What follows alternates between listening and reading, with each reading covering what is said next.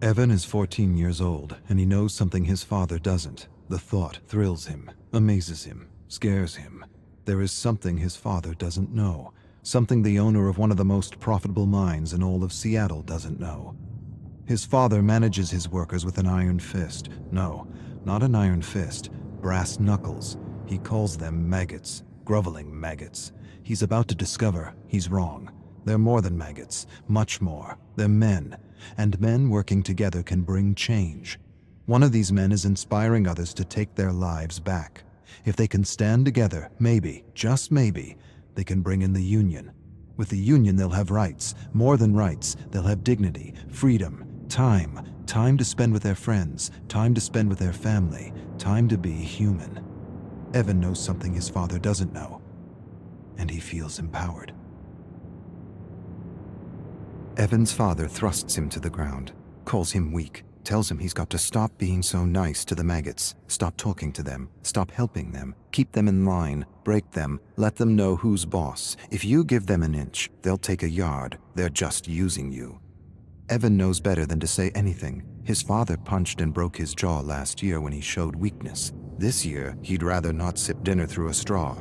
This year, he holds back, bites his tongue. He wants to tell his father about the union, but doesn't. He feels ashamed, torn between his loyalty for his father and his friends. Bob, Tom, Jim, they deserve more. Evan enjoys creating something from nothing. He's not an artist, but he enjoys sketching, and he hides his sketches from his father. His father forbids sketching. Sketching is for weaklings, vagabonds, gypsies. He wants Evan to do worthy things. He drags Evan to his most profitable mine. He teaches him how to manage maggots. He's hands-on, very hands-on, abusive, violent, brutal. The key is to break them, break their will, break their spirit. Once broken, a human is a tool that can be wielded to do anything. Broken. It's what he did to his mother. It's what he's doing to him. But Evan still sketches. Sketching is defiance. Evan watches his father yell at one of his workers. He's sick. He wants to leave, but he's not allowed. He leaves. He loses his job. Evan feels for the man, wishes he could do something for him. He wants to tell him things are going to change. The union is coming. The union is coming, and with it a good wage and fair working hours. But the man's lungs are black and his stomach is rot. Too much stress, too much acid, not enough sleep. He collapses. His father doesn't care, kicks him in the gut. Tells Evan to drag him out of the mine. Evan drags him out. For a moment, he feels disgusted at the man's weakness and wants to put this maggot out of its misery. He's becoming his father, and he's not sure if that's a bad thing. Evan's father forces him to set a bear trap in a dark forest. His father's obsessed with hunting bears, always has been, always will be. He tells him the story, always the same story. He doesn't want to hear it, but he will. His father was hunting with his brother when they ran into a grizzly bear. The bear tore his uncle's arm off and bit into his head. Evan's father jumped on the grizzly's back, stabbed the bear endlessly, killed the bear, ripped open its stomach to retrieve his brother's head, carried his brother's mutilated body 10 miles to their family estate. This time it's 10 miles, last time it was 5, his father grins. The story is changing with every telling. Sometimes Evan wonders if there even was a bear. Evan's inspired in a way he's never been before. Furiously, he sketches his father in a bear suit killing his uncle. He never met his uncle, but he's seen pictures. His uncle was a philanthropist, a bleeding heart, disloyal. He would have run the business into the ground with proper wages and all that socialist crap. That's why he had to go. Evan doesn't have proof, but he knows. Deep down he knows his father murdered his uncle. Tied him up, left him for a bear. There was no knife, no fight, no honor. Just a terrible death for a disloyal worm. Evan suspects all this, and yet he doesn't feel disgusted or ashamed.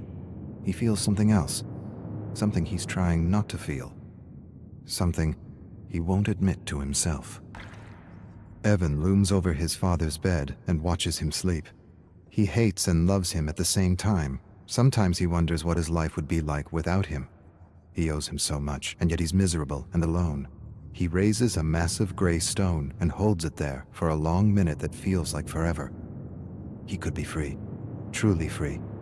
But he can't. Not like this. He could free himself in other ways. Accidents happen, hunting accidents, mining accidents. He could lure him into the bowels of the mine and ignite a stick of dynamite. No way he'd survive. But despite it all, Evan can't do it. His love is bigger than his hate. He owes him too much. Evan sketches his father in a bear suit drowning his mother. He never believed his father's story. Something didn't feel right. His eyes, his grin, his lack of empathy. She was pulled into a current and never seen again. His mother. She was beautiful. Blonde hair, blue eyes, fun, full of compassion. His opposite. She didn't just go out to swim one morning and never come back. She was getting in his way, and no one gets in his way. Not even family. Especially not family.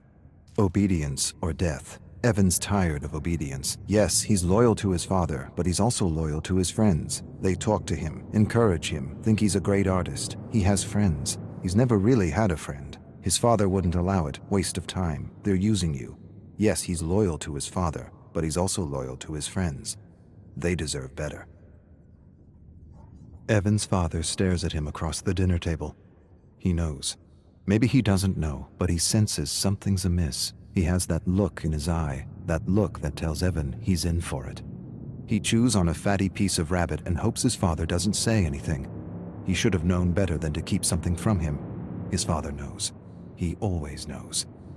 Last year, Evan lost his cool on a man who said something about his mother. He almost beat the man to death with a 2x4 while his father watched and laughed. The authorities pulled Evan away. He smiled at Evan and knew what he wouldn't admit to himself. He enjoyed beating on that man, not because of the insult, not because he felt threatened, but because he felt powerful. His father smiled. Apple doesn't fall far from the tree, eh? Evan finds his sketches torn to bits. He puts the pieces together, all of them accounted for, except one. He doesn't have the picture of his drowning mother. His father enters his room. Despair and dread overwhelm him. He waits for a blow that never comes. Instead, his father tells him he has instinct, and instinct is everything. He tells him he inherited his instinct from his side of the family, the same instinct that told him Evan was keeping something from him. Don't pretend, I know. A few of your maggot friends sold you out for a few dollars. Evan starts but doesn't say anything. Can't say anything. The words are caught in his throat. He apologizes. His father says nothing, walks away. Evan follows him to his bedroom where he sees the picture of his dying mother, framed above the bed. His father tells Evan he will learn a lesson tomorrow, one he hopes he understands. Evan stares at his father and feels hate. Hate for the maggots who betrayed him, and for his father, respect. No, not respect. Admiration.